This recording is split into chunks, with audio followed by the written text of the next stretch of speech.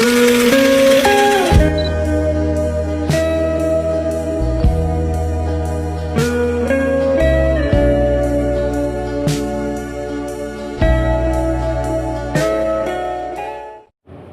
yang dibutuhkan adalah kayu, pita, stopwatch, batu, dan buku catatan.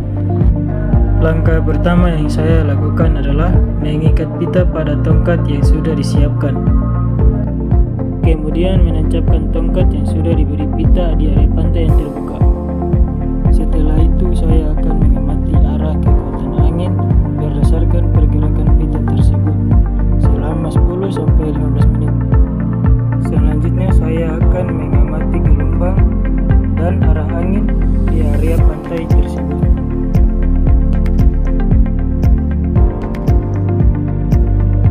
Kemudian saya akan mengamati arah batu yang sudah saya taruh di tepi pantai tersebut.